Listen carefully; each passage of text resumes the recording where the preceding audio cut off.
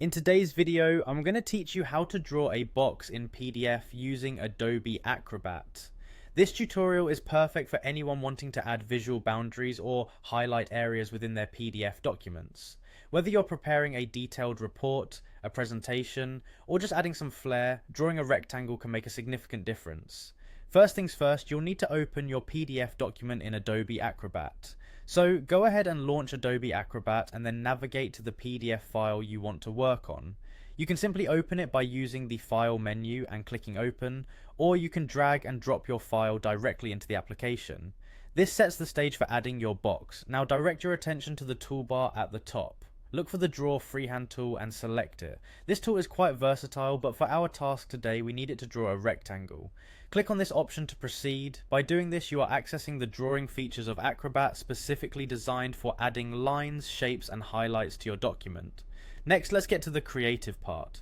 Move your cursor over to the area of the PDF where you want to place the box. Click and hold down the left mouse button, then drag the cursor across the document. As you move, you'll see the outline of a box taking shape. Release the mouse button once the box is the desired size. You've successfully drawn a box on your PDF. However, you might want the box to stand out more or match a specific color scheme. No worries, Acrobat makes it straightforward to customize this.